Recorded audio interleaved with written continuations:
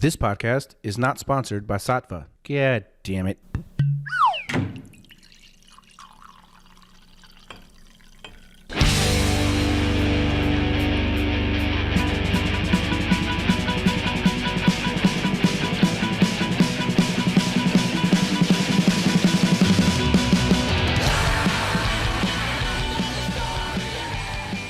And my daughter's upstairs, and she's very excited about her new Spider-Man gummy she's got. So you might hear her screaming and stuff. I would be too. She's all excited. She's all into Spider-Man right now. Fight-a-man. Teaching her right. Yeah. Hey everybody, welcome to another episode of Face the Truth. My guest this week is an awesome dude who I really wanted to talk to because he is the president of ISCA.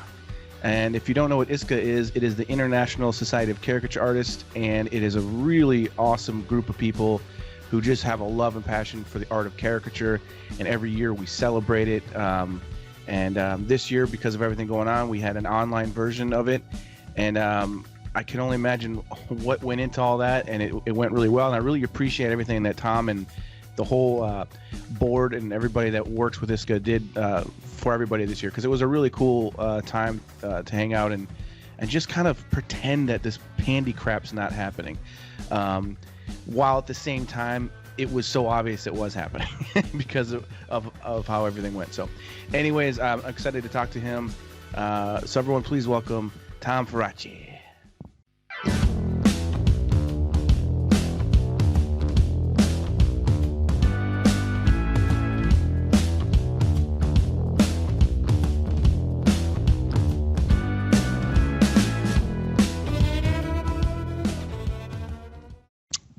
Yay. Hi, everyone.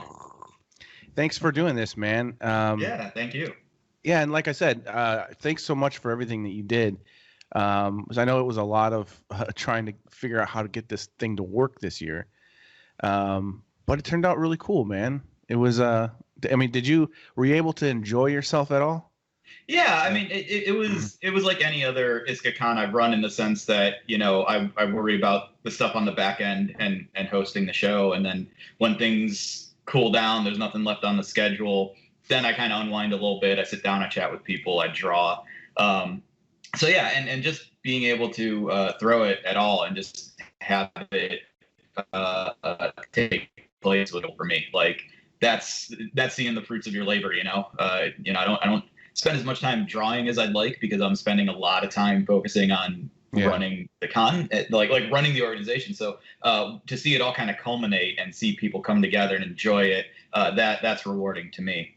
And I appreciate you turning up and drawing and hanging and all that stuff, because I know you weren't even sure if you were gonna have the time to make it, but I was grateful that you were there, and you've made it to the last two actually now, so that's great. Yeah, I'd like to keep going if I can. It's always, for me, it's always been like, it's funny. I've had people kind of mad at me before, or like think that I'm like stuck up or something, like, because why don't you ever come, whatever, to convention, and or our Joe Bloom gives me a hard time.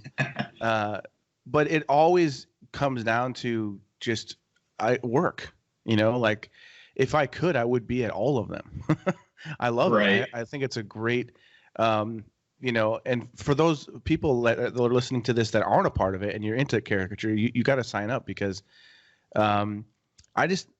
the thing about it that for me, like, even when it comes to the competition part, it's really fun to compete, and it's an honor when your own peers recognize your work and everything.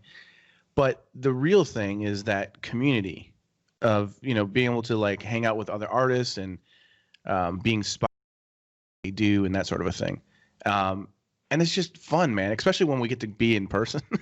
There's something so like what's infectious about it. I think it's a really a great thing that it's 30 years, right? This year. We're doing the 30th anniversary coming up.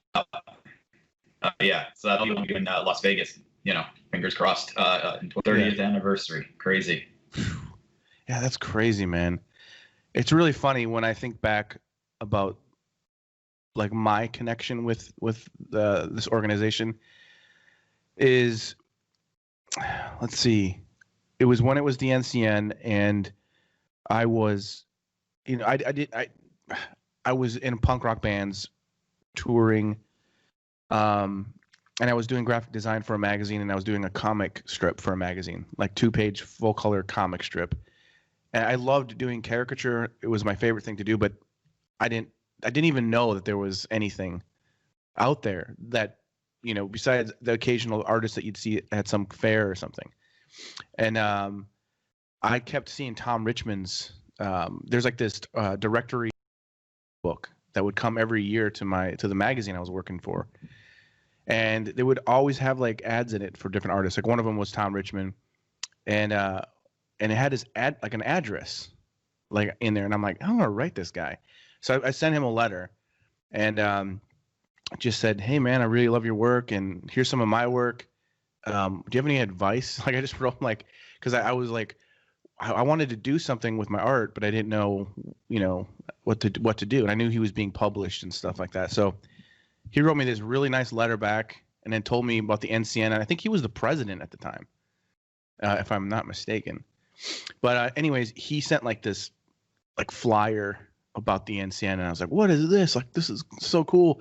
And so I joined right away, and started submitting my work to the Exaggerated Features, and that's how I started getting to know everybody. And I remember, this seems like back in like the 1800s or something, but like there you could buy a VHS about the caricature convention. So I bought that because I was like, I want to know what this is. And I'm sure you've had to have seen this before. It had an interview with Mort Drucker on it. The VHS? I haven't seen that one, actually. I do have an old VHS like transfer of one of the early NCN promo tapes. And we worked that into the documentary and into American Caricature. So we put that in with the exact dialogue that was included. So that wasn't any voiceover work. That was what was taken right from the VHS. So it was So I did get to see that. But yeah, I have not seen the Mort Drucker one.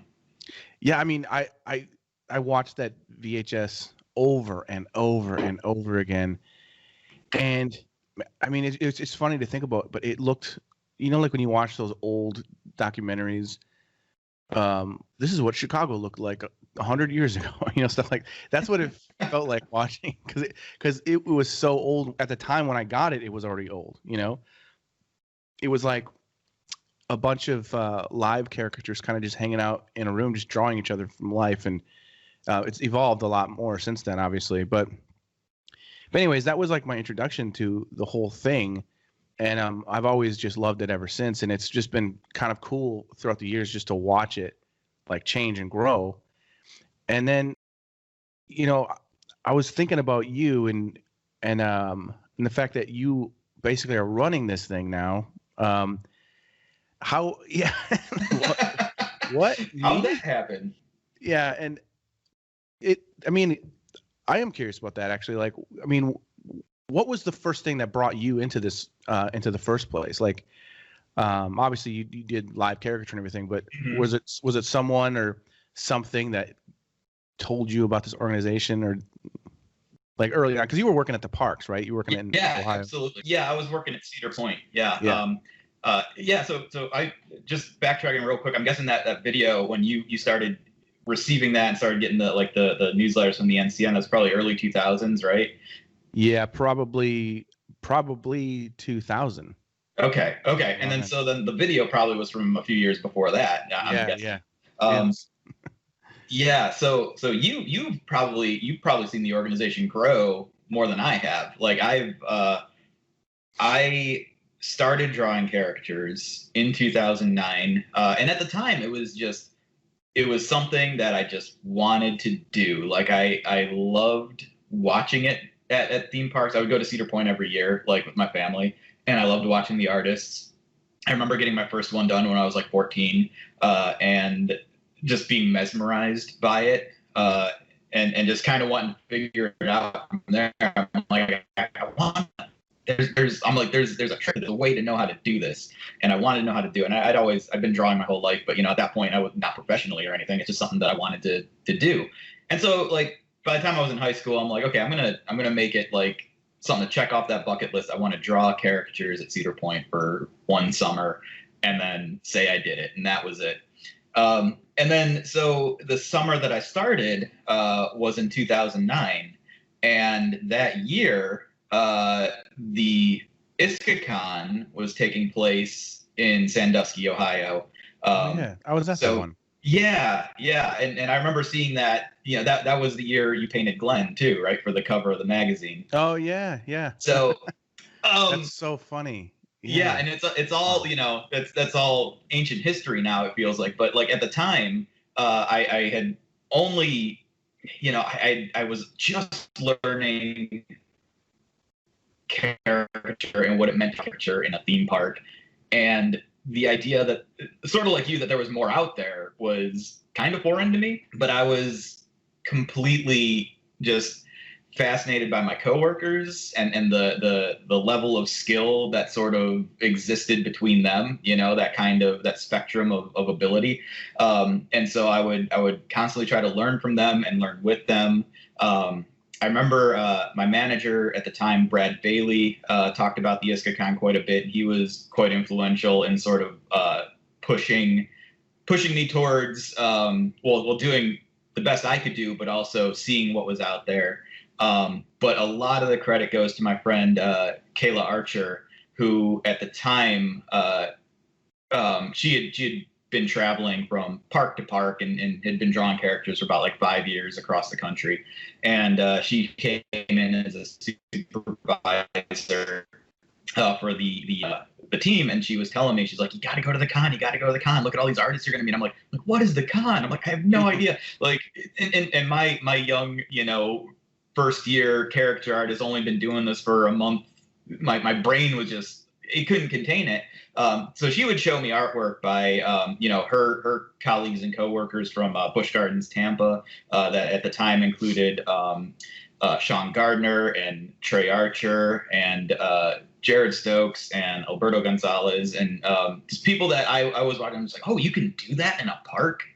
And of course, I've been familiar with Joe Bloom. Like I picked up Rejects the minute I got the job, and I was like flipping through that book, going like, oh, that's what I'm going to be doing. And no, like no one can do what Joe Bloom's doing. But I didn't know that the style varied so much, even just in the live field. So yeah, I was turned on to Chris Chua and Nate Kepnicki. And these artists were really at the time, who were just really pushing what was being done in a theme park. Because in my head, it was always very simple, and that was like the sort of the thrill of it. But seeing like people who can do like nearly fine art pieces in a live setting was enlightening to me. And so I've been hearing about this con, and not to knock anyone or anything, but I didn't make a lot of money my first year.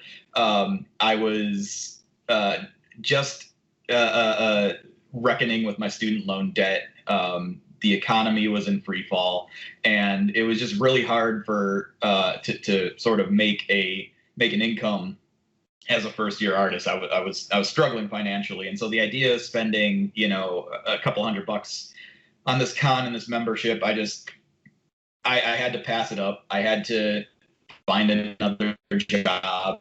I had to start earning a paycheck. And so I missed the Sandusky Con, even though at the time, my colleague and co-board member right now, Ben Bloss, he had come into town and he roomed with us that week to go to the con, and I didn't get to go. So I met Sean Gardner and Ben Bloss and Trey Archer. Man, they must have been rubbing it in too, because that was the year that it was the Mad Magazine year, I think. Yes. And so you're probably like, God damn it. If you know me, I'm a huge fan of Mad Magazine. That was one of my earliest influences. And so, and I was a huge fan of Sam Viviano at the time too. And I was just like really just gritting my teeth that I couldn't go, but I knew I couldn't afford it. And I just had to, and I didn't know what I was missing at the time. And still like, on those rare occasions where Sean Gardner and I do talk these days, like he still brings it up as like the dumbest mistake ever, not going to the con. I laugh about that, but so I also joke that me being the president of the organization is my own like like penance for not going that first year when I should have. Like I'm like, this is me making up for it. I'm running it. But no, and yeah, so I realized what I had missed, and I had committed, even though I had at this point a full-time job working outside of the art field at all. I was like, nope, I'm taking this week off in November. This is in 2010. I said, I'm going to Vegas. I'm going to see what this con is like. And that was my first experience. That was my first taste. And even then, I didn't really grasp the scope of it. You know, I learned a lot of what not to do as an attendee. Like, yeah. And then the next few years, I started taking it seriously as an artist and as a competitor, and so that's sort of what led me on this path of just being a regular disco. And this virtual con we just held, what it was my 10th year attending, and 5th year as a board member. Wow, that's crazy, man. And what, I mean, how did you get pulled into just being a board member in the first place? Like, was it just one of those things where you just felt so moved by everything and wanted, I mean, did you feel a responsibility? Because I always wonder, because to me, it's crazy for anybody to want to do something like that. It is. It seems like a lot of extra stress and, you know, it's a responsibility and that sort of a thing. Yeah. Well, there were a couple things. First of all, I was nominated. Thankfully, I didn't have any aspirations to join the board, at least not that year. This was in 2015. I kind of knew that, like, I would like to kind of get behind the scenes and see the gears turning and all that stuff. But in my head, I told myself, well, this is not 2015. This was the year the con returned to Sandusky, and I was there with Josie Omick. We were filming American Caricature. Yeah, so I was at that one too. Yeah, you were. Yeah, and I had enough on my plate, filming the documentary and competing at the con, without having to worry about all the official business of joining the board. But I was nominated and I turned it down. And then I believe it was Matt Zittman who talked me into accepting the nomination. So I said, okay, I'll accept this nomination. We'll see where this goes. And at the business meeting, ISCA holds an annual business meeting at the con every year for its members to sort of like discuss the ins and outs of the organization. And we announce a new board every year. And so at that business meeting, they told me I was accepted onto the board. And I had to get to work right then and there. So it's like you get on the board and then you're scheduled for the back half of the con. Like you have to, attend various functions and dinners and start helping with the vote tallying and the award ceremony and all that stuff.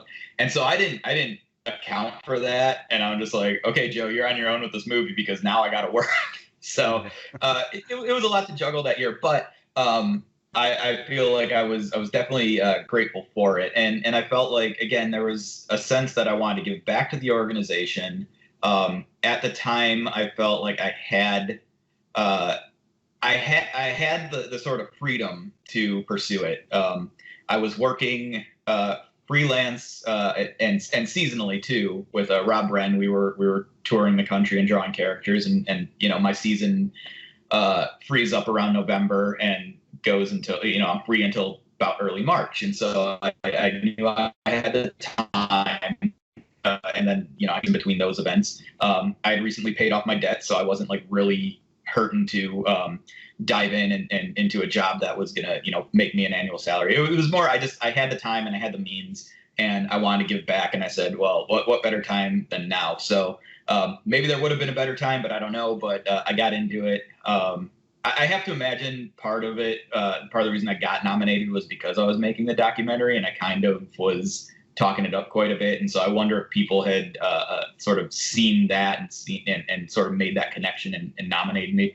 And in my head, I was like, yeah, this is probably the worst possible time for me to make another huge commitment like that. But I did it and I stuck with it, and it's been, 5 years now. And it was never something that I intended to stick with this long. I never sought the presidency of the organization. It's just the way that it worked out. And as I progressed and worked year to year, I kind of said, yeah, I can keep doing this. I can keep doing this. And at a certain point, it sort of dawned on me that the newest recruits to our board were going to need some guidance if they were going to be strong board members, strong leaders to take the organization further. So I said, okay, I'm going to stay on as president, make sure you guys have everything you need and know how to run the organization in the event before I step down. And so that was the plan when I took the presidency. And so that's where I am now. It's interesting. So, you know, it's pretty cool what I thought even this year with, you know, the fact that we're all dealing with just craziness in our own personal lives and our current reality, which is like sometimes just hard to even imagine that it is what it is right now. But it was, you know, things like you know, doing the convention. Like I was a part of Lightbox this year as well, and Lightbox was all online. But it's really, I think it's a really great thing, and it's something that's super important for us right now to be able to connect in this kind of a way. You know what I mean? And there's a lot of people hurting right now, and there's a lot of just anxiety and stress. And I just thought that this was so cool, and it went so well because you could tell that it was something that people needed to do. You know what I mean? Like, even though it sucks that we couldn't do the actual con in person, it felt like the con. You know, I felt like I was there in a way. That's good. You know what I mean? Yeah. And I really, you know, I didn't know if I was going to have much time, but I had enough time to do a few pieces, and it was just, it was something for me personally that I needed. I needed to like be able to like just draw for fun and push myself a little bit and have that kind of fellowship and connection with all my pals from all over the world. You know what I mean? So I thank you guys for going forward with it, because I wasn't sure. You know, I just assumed there wasn't going to be a con at all. So it's awesome that you guys, you know, did that, and it's really cool too that I love seeing the organization grow and change. You know, like throughout the years, like I think it was cool that you guys added some new categories this year. And I think that's awesome. I look forward to seeing what the future is going to be with this organization. You know what I mean? Like, one thing I was thinking was, like, next year we do it in person. Is there going to be a virtual version for people in Europe or so? You know what I mean? Like, it might be kind of cool to somehow make it possible for people that can't be there to still somehow be a part of it. You know what I mean? Yeah. So interesting. Yeah, like that ball is already in motion. Like, it is something that has been brought to our attention and we have discussed amongst ourselves. And it seems like, well, now that the foundation is there to connect people virtually, it would be almost silly not to use it. It's just a matter of figuring out how to incorporate that into like a hybrid format where people are live, but other people are, attending from a virtual position. It might make things a little easier because like this year we had to schedule everything based on convenient like times for all time zones, and that was tricky. But you know, if we do the event in Vegas next year, everything's going to be based on one time zone, and you know, you hop in and join when you can wherever you are. So we wouldn't have to have that sort of weight of planning on us. But yeah, I mean, I think it's really cool. It was great to hear from a couple of artists, high profile artists who haven't attended in a long time because the travel costs or the timing of the con usually boxes them out of being able to attend. So that was something that was sort of revealed to us, is that, okay, if we do have this virtual ticket or this virtual con, we got to see some faces that we just don't see at our con every year because of that. So yeah, I think one of the things that we want to focus on and work on moving forward is making sure that the organization and the con are as accessible as possible. So that is one way to do it. We're still talking about how we can use this online format throughout the year. And when I say we're talking, I mean we're planning on it. We've all been kind of taking a breather for the last few days, but because the con ended on Friday and it's Monday now, so it's just we took a step back, but we already do have some casual conversation about that. Like you were saying about how it was needed for people to get together and draw together and chat together and compete against each other and have this sort of sense of unity, and we recognized that pretty early on, and I'm glad that it worked, and I'm grateful that everyone sort of gave us the space to figure this out as we were, and then kind of worked with us as we were trying to help them through lectures and stuff. This is our first time doing this too. But we, you were there back in March and April when we did Drawn Together, which was, for those who don't know, it was sort of like our response, ISCA's response to the pandemic, the worldwide shutdown that took place. And we said, well, I myself was at an event. I was working like a 10-day festival, and they said, nope, it's, we're 5 days in, but we're closing it all down. Go home. I was in Texas. I live in Ohio. So I had to self-quarantine there for 2 weeks and then make the road trip back up to Ohio. And in that time, I just said, okay, so how many other artists are in this situation? How many other artists are now not able to work in the immediacy of this shutdown and then for the long term? So we put together Drawn Together 2020, which was just sort of us to as many artists as we think of, high profile, talented artists, say, hey, just show us what you do. Just live stream it. We'll put it on the Facebook page. We'll broadcast it to whoever wants to watch it. And, for a week straight, we did like 3 or 4 of those a day. And we got a lot of good feedback from that, from people who just said, oh, it was like being at the con. I needed that. That was such a good escape. I love chatting with everyone and seeing everyone's faces, and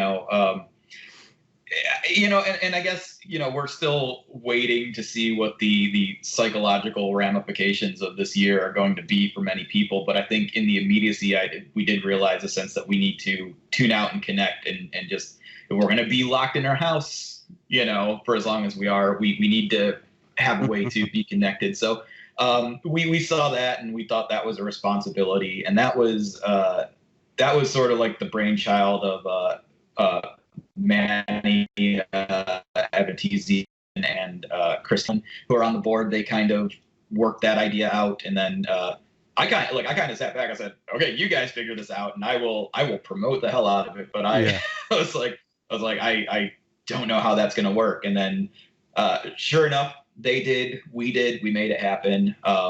So we kind of took that energy, and when we realized that the con we were going to hold in Las Vegas wasn't going to happen this year, we weren't sure what to do. So it was probably in February, before the first shutdown even happened, that the virus had made it to Seattle, and I realized, okay, an international fast-spreading virus is not going to be good news for an international convention, even if it's in November. So I kind of had it in my head that first I was horrified. I'm just like, oh, I'm going to be the president who cancels the event.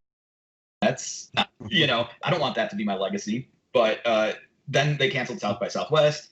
Then they canceled a bunch of other festivals that were like high profile events that were happening in Texas and then throughout the country. And I realized, okay, this is the direction we're headed in. And so we started having that what if conversation.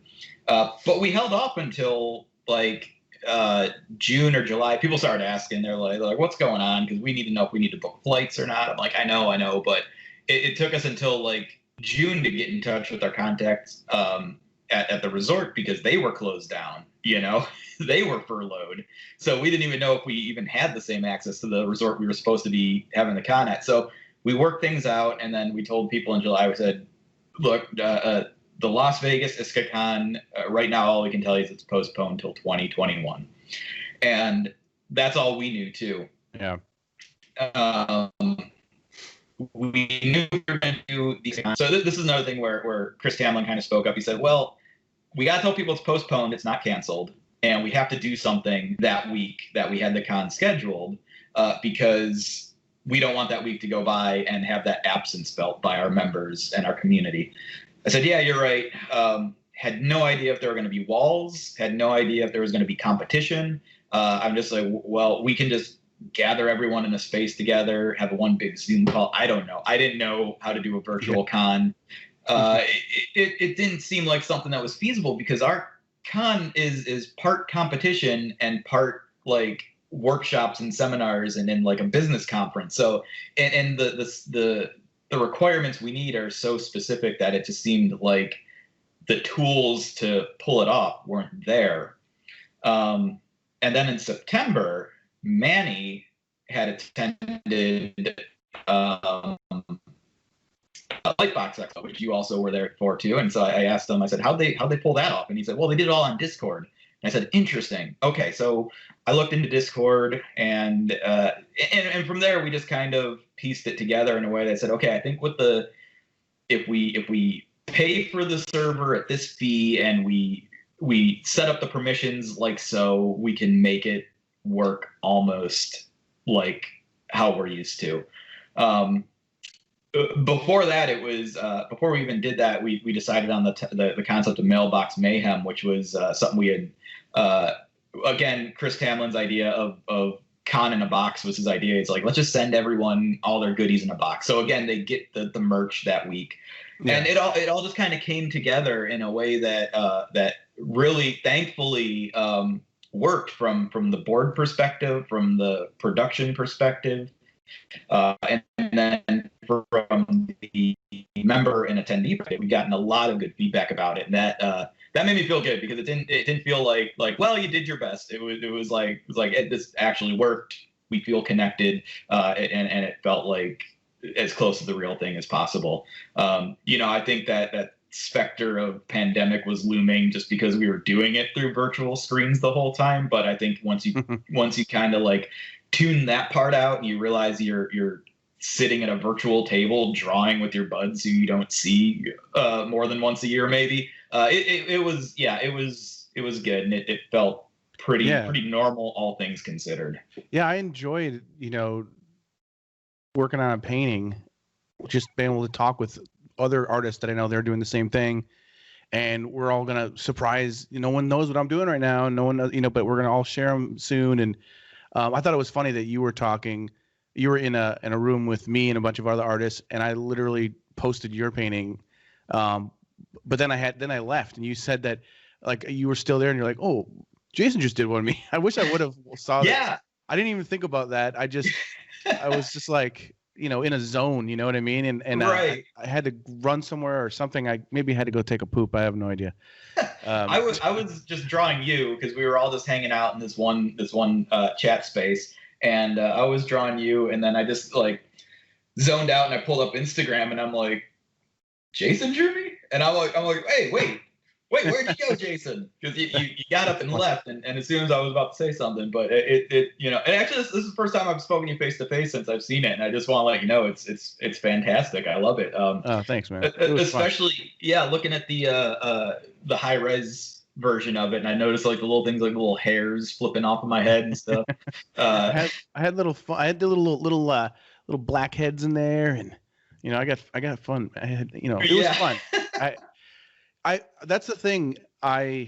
For me personally, I decided, I want to take part in this year, and I was like, you know what, I'm gonna have fun. You know what I mean? Like I need to have fun.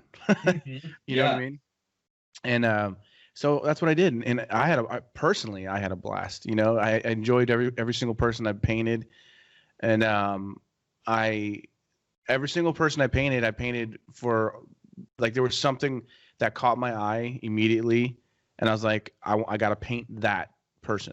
Like Sarah. I saw. First of all, what's her last name? Heartsy. Heartsy, I believe. Heartsy. I was drawn. I've seen people paint her before, and and to be honest, I didn't want I didn't want to paint you, just because I've seen so many people draw and paint you, and you're used to seeing, like, people always do this, like almost like the Bart Simpson thing with your mouth. They pull it out, and but I also was like, I gotta paint him because I see him a little differently. Like, I see something a little different that I want to do, and because sometimes when you see someone at the conventions and they're like, it'll be weird. Like, one year, like, there'll be one person that just gets drawn by everybody. It's kind of fun. And sometimes I want to avoid that because everyone's drawing the person. I want to try to find someone else. You know what I mean? Like, but then if you do decide to do it, what makes it kind of interesting and fun is, what can you do differently? What can you bring to it? So it's a fun challenge, and I think it's a good exercise, for a caricature artist. But yours, I was just like, I just saw this weird shape right away. I'll try to send you the thumbnail. I don't think I shared the thumbnail. I haven't seen that. But I did, like, literally I drew you in maybe 60 seconds. And it's like really like this. It's like a box with like a whoop going up.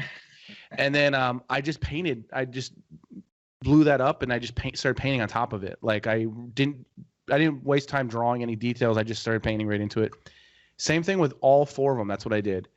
And with Sarah, there was something about her face that, like, something about her eyes and nose.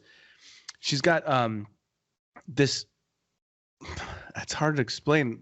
I think what drew me to it was she's got this deceptively long nose on her face. If that makes sense. Like, you wouldn't look at her and go, she's got a long nose. But if you actually look at the relationship between the features, it's like, no, her nose is kind of long. It's just that the rest of her face is weird. No, she's beautiful. It was just, but that, you know what I mean, though? It was like there was something about her that, something about some of the pictures I saw. I'm like, oh, she's got a really unique face, and I've never drawn her before. So I was like, oh, I want to draw her. And it's just cool. You never know. That's what's fun about it. Is like, I decided to be a part of this whole thing, and I wrote you. I'm like, hey, dude, I think I want to do this, and you helped set me up and everything, which I appreciate. And then Monday morning, I just started flipping through on Discord, and I just started picking certain people right away, and I spent like literally 15 minutes just doing doodles. I was like, all right, I'm ready to start painting. Like, this is, I just felt so like, yeah, let's do this, and it was really great. And I think that it's, I know I keep coming back to, like, that it was a good thing for everyone to do this, but it's kind of like, I think it's a really an amazing thing, and a testament to the fact that humans, like, what am I trying to say here? Like, there's a part of me, I guess, a cynical side that I have, where I believe human beings are just pieces of shit, and you can't trust anybody. And if you take 20 people that are strangers and throw them on an island somewhere, you better start protecting yourself, because it's going to be survival of the fittest. And there's, people are going to die. People are going to be selfish, but there's also a reality to the situation where they might all just come together and become the best, closest of friends, and actually build this whole community together. And there's that aspect of it that sometimes my brain doesn't see in reality. And I feel like one of the most beautiful and encouraging things that I have experienced throughout this whole pandy is that we as artists, and not just in ISCA, but just artists in general, I have gone above and beyond and had to come up with creative ways to connect with each other and to help each other and to encourage. And I just think it's, out of all the ugliness and nastiness and craziness that we've experienced this year, there has been beauty that's come out of it. You know what I mean? Absolutely. And to me, that's really encouraging. Like, even in comedy, like, I've seen a lot of comedians, like, there's this one comedian who I love. His name is Mark Normand, and he's a New York comedian who just, he has to do comedy every single night. And he's at the Cellar and he's at whatever, just nonstop comedy. But then all of a sudden this happens. Just, all of a sudden all comedy's done. But it wasn't good enough for him. He had to still do comedy, and he decided to start documenting what he was going to do. And he just started going to Central Park and doing stand-up for people, just sitting in the park, Park Normand, and he started, doing these weird, just anything he could to, and sometimes it just didn't work at all. And I remember once he was like, I literally hear crickets right now. But the thing is like, one of the things that I always kind of feel moved by is like when you hear stories. Well, let's see. I think it was in New Orleans. I think it is in New Orleans. There's a World War II museum, and I went there a few years back, and there's a section of the museum that's like, basically, I think it's all like it's like a Holocaust section, and it's not just Holocaust. There's also prisoners of war. So like there's like one section where it's all about American soldiers that were captured, and even though it's such a terrible thing and they went through such a terrible time, it was so like there's something about it that was so moving to me personally. Like there's this one soldier who is a violinist, and he just loves music, and he was in a German concentration camp, and he found a way to build a violin out of garbage and crazy things there, and they have the violin there, and it's just like it's so remarkable, and the fact that it actually worked, and he would play music, and even the Germans that were like beating them and doing whatever would like dance and sing along and stuff. But it was out of that craziness that he was able to build something and make something beautiful, that kind of got people through things. There was this one guy that figured out how to make a toaster out of nothing.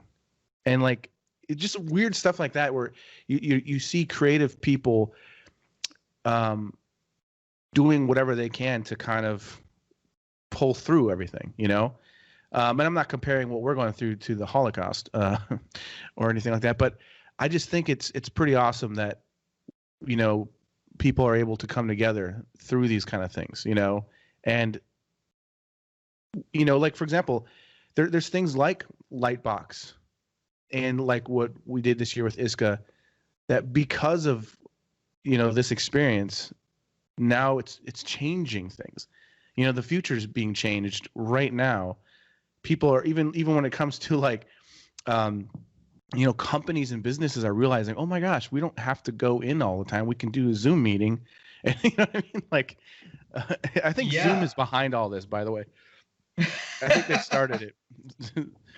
But I don't know.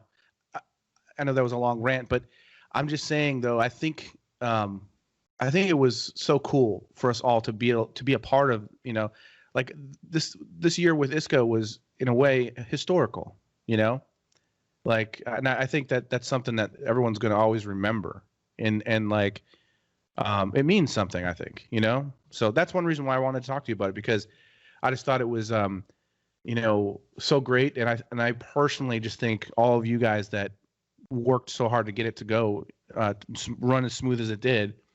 Even the way you guys did the award ceremony thing was really cool. I was thinking during the awards, I'm like, maybe this is how we should do it every year, where we just go, bam, bam, bam, bam, bam. You won, you won, you won, you won. You lost, you lost, you won. There you go.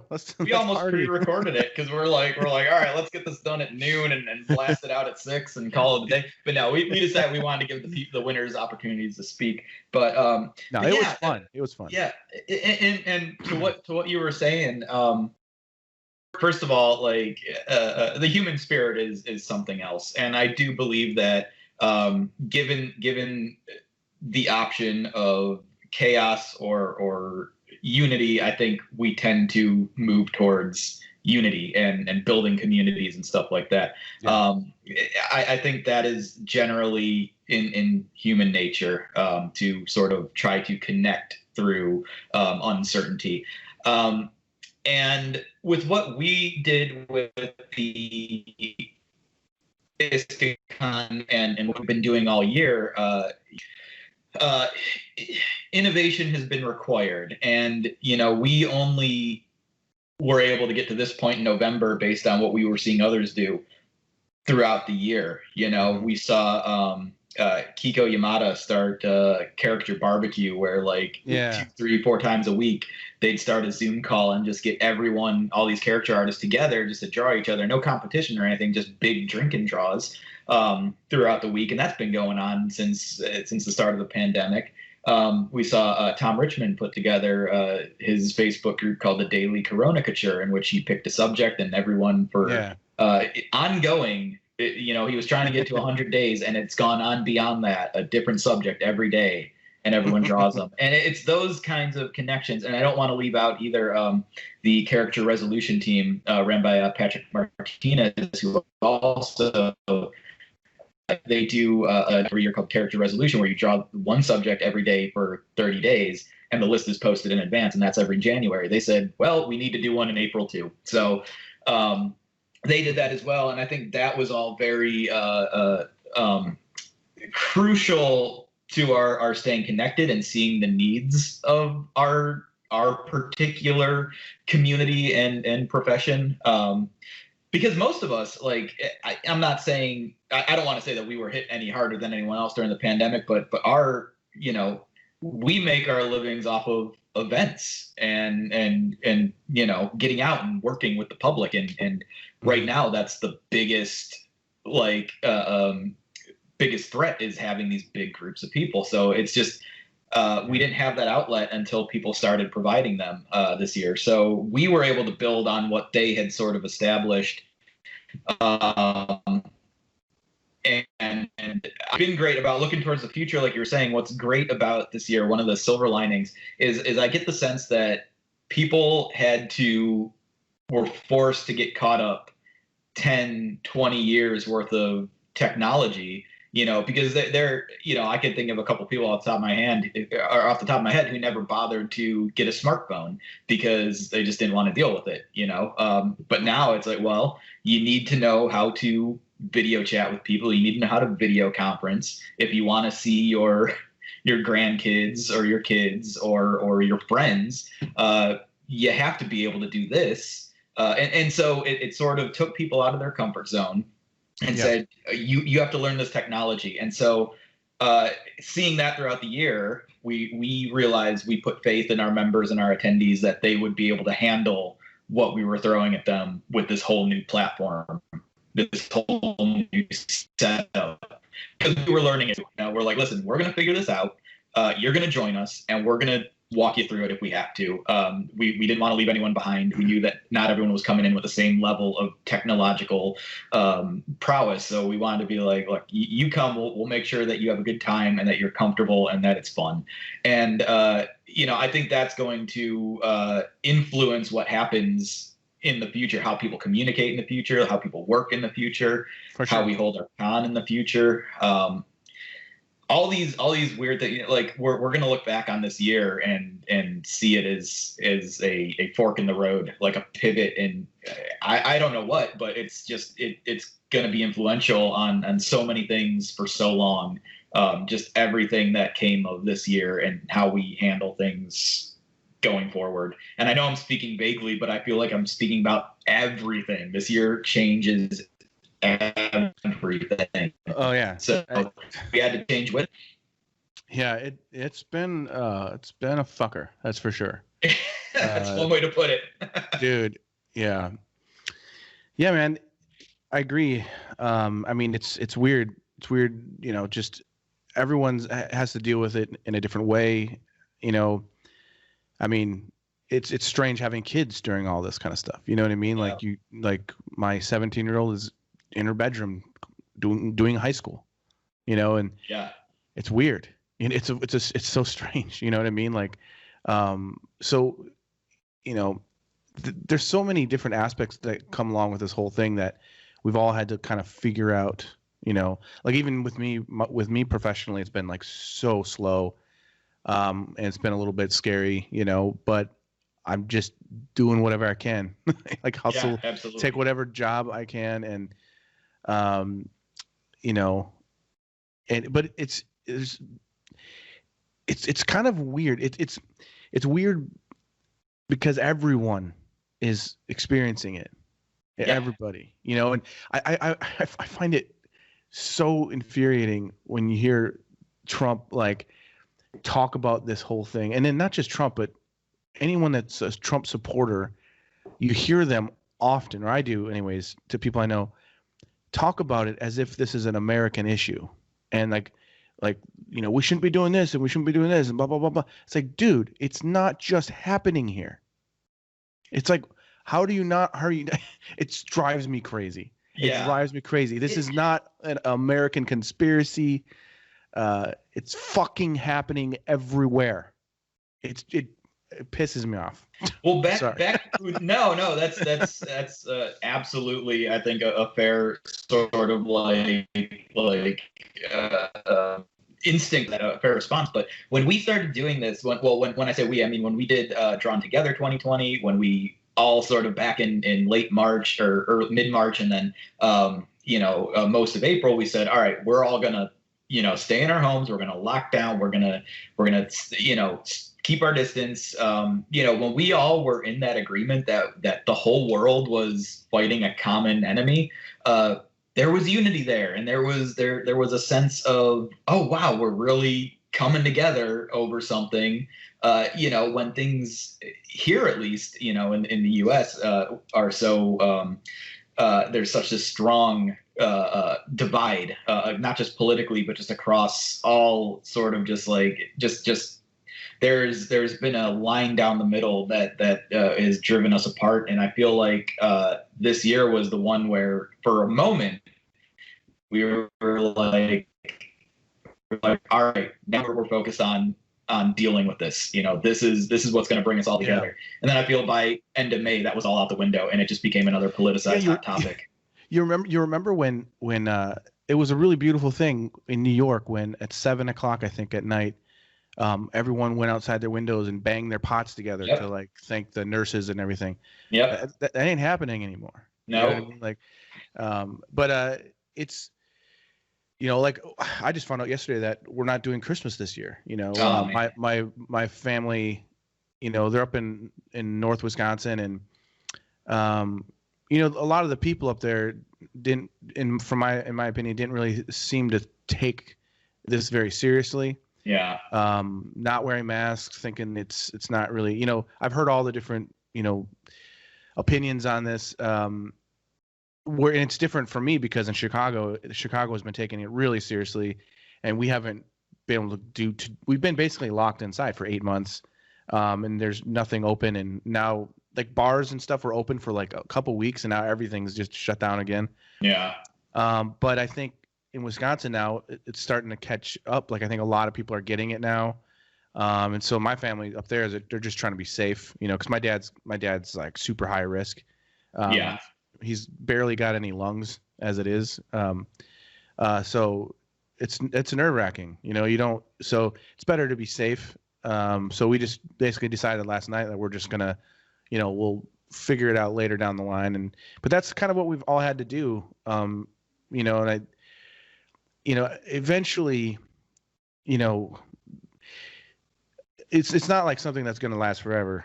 But it's one of those things where it's kind of weird because when you talk about the different things that when this first started, at that time, I don't think any of us imagined it was going to last this long. No. It seemed like, oh, this is just going to be a few months, maybe at the most. Right. We'll be back to work by the summer. But I mean, I think people, it's so funny. You hear all these different, and I know we don't have to go down a rabbit hole here, but you hear so much. There's so many conspiracies, and there's so much bullcrap going around about everything that it's just it's. Even when it comes to the whole virus, vaccination thing, people are freaking out for it or against it and everything. And it's dude, we don't have smallpox. People aren't dying from these the diseases that they did years ago. They're no longer like smallpox and polio and whatever, all these different things. Vaccinations save lives. You know what I mean? It's like, there's certain things like where these conversations that are actually being had, like, I just blowing my mind that I think part of the problem is like social media is a blessing and it's a curse, man, because like everybody shouldn't be allowed to say things. You know what I mean? It's just ridiculous. I mean, the number one killer of human beings on this planet, you know what it is? Mosquitoes. Mosquitoes. Malaria. Mosquitoes are the most deadliest thing on the planet. They kill more human beings every year than anything. It's actually remarkable if you look up the numbers.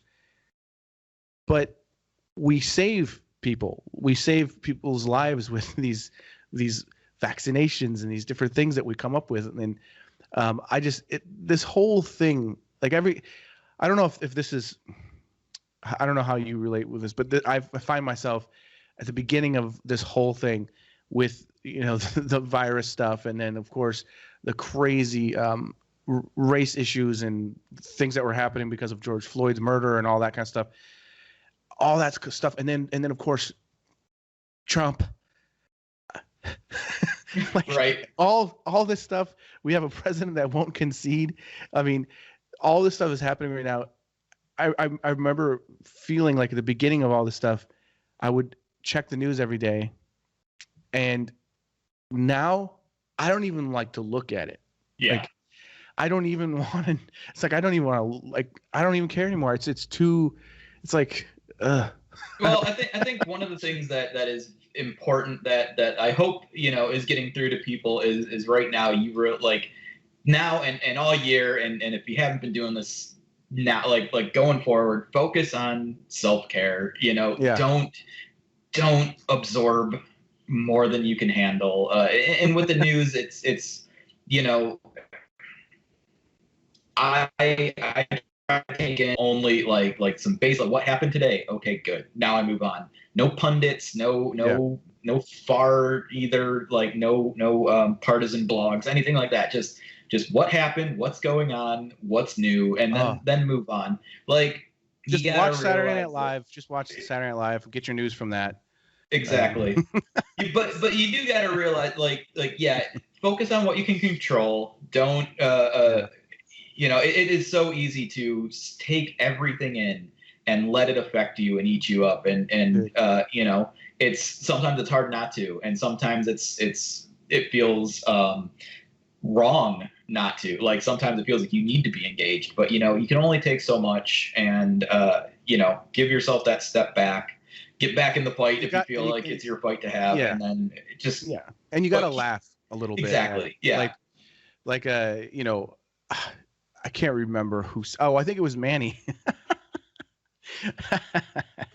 I'm just remembering something funny. Manny sent me a video to watch. Dude, you gotta watch this video, man. This is some real shit, And I'm like, okay, buddy.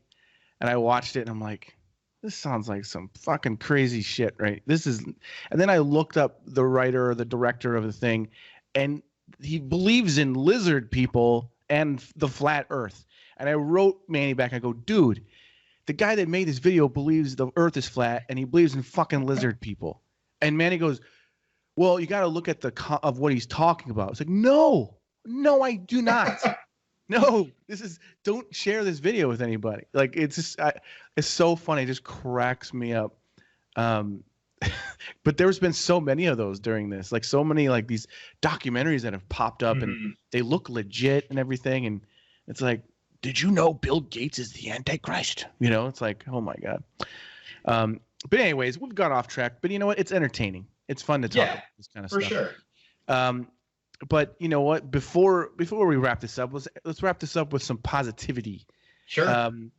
So first, there's two things I would like to do to wrap this up, if you don't mind. The first one is what are you working on right now that brings you like excitement and joy, something that you're really into right now? Like what have you been doing? Well, I mean, I've really, I've put all focus this year into making sure that the ISCA con is successful. I know that sounds like, a little high and mighty, but it really was because I wasn't working my events, because I was isolated from, Joe Siomic, my film partner, who is working on, I'll get into, but because we haven't been meeting the same energies in our meetings that we did when we did American Caricature, I've been putting everything into making this con successful and working on, just improving ISCA. So now that the con is over, and as I said, that ended Friday, it's Monday now, I'm trying to figure out the next thing. I'm really just trying to focus on, the holidays and what the holidays are going to be. Like you mentioned, I'm also having those difficult conversations with my family about, right now it's about what's happening for Thanksgiving. And even though we've kind of made an agreement, and we consider ourselves part of the same bubble. Like my parents don't go anywhere. Me and my girlfriend don't go anywhere. And it's still complicated because, just the spikes in their county and stuff like that. So, but yeah, focusing on that. So yeah, I want to, get back into working on ISCA. I want to get back into drawing a little bit more recreationally. Joe Siomic and I have been working on a follow-up / companion piece to American Caricature, all about Glenn Ferguson and his attack and his follow-through with that, the aftermath of his attack. And by the way, like, hats off to Glenn, who came into this event this year and won a couple of awards doing it. It's so great just to see him, throwing down again and being recognized, and being able to, call out his name as an award winner is very, very uplifting to me. For sure, so, man. That's awesome. Hope he keeps pushing through. I don't know if that answered your question. No, it's great. Well, it brings me to my second question. For the first time, yeah. My second question that I would like to end on is what are you thankful for? Because Thanksgiving is this week. So what is Tom thankful for? I got a couple things I can list. First of all, one of the things that has been driving me throughout this year and this pandemic is I am thankful for the health and safety of my friends and family. Normally, any other year, I feel like that sounds like such a cop-out, but this year, I do definitely feel like every time I go like, oh man, the bakery I want to go to is closed because of the pandemic. It's like, well, my friends and family are safe. And, I feel, a great sadness for those who can't say the same. But personally, and that's what makes me feel grateful. Just that I'm not experiencing the same 2020 that others who have lost people are. And so, yeah, my heart goes out to them, but I do have that sincere thanks every day that my family is safe. And I kind of, that's one thing I keep coming back to whenever I'm struggling with the way this year is going. I want to thank the board that I work with at ISCA.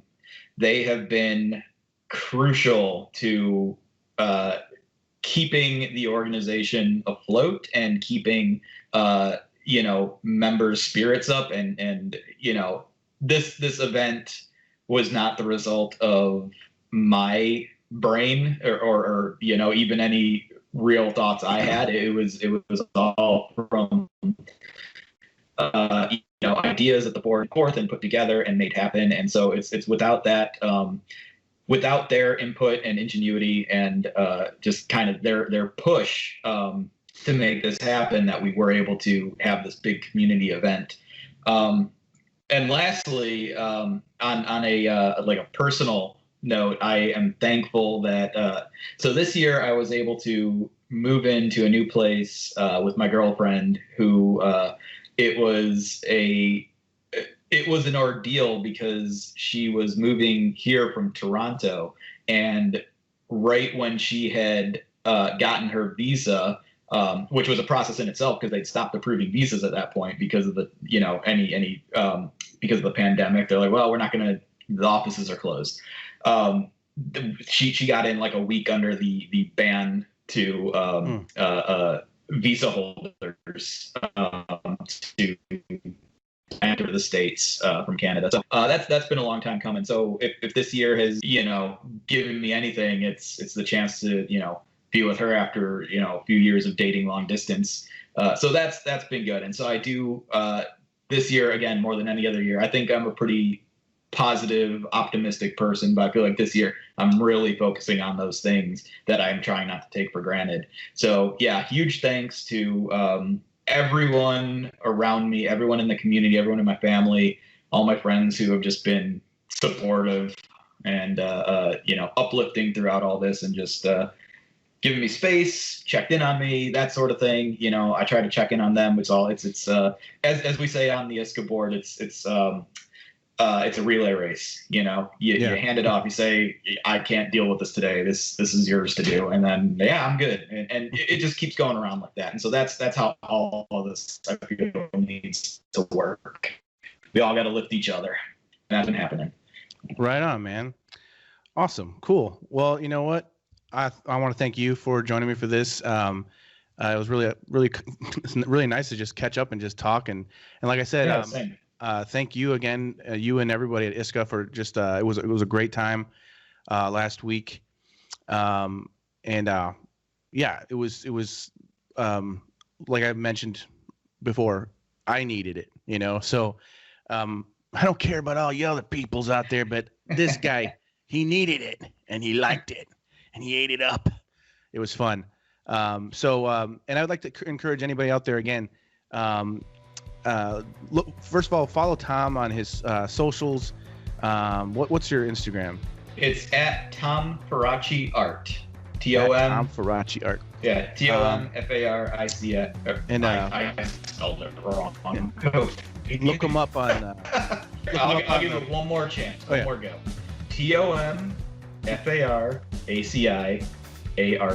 Tom Faraci art. There, got it. There you go. And look him up on the old Facebooks and whatever that right wing Facebook is. I'm sure he's on there as well. Hanging out on Parler. Yeah, Parler. And if you're not a part of ISCA, check out ISCA. If you're into caricature art, you definitely want to be a part of it. It's a lot of fun. Yeah, that's it. So thank you everyone for listening, and we'll see you all next time. Yeah, thank you, Jason. You want answers? The truth shall set you free. I think I'm entitled. You want answers? I want the truth. You can't handle the truth.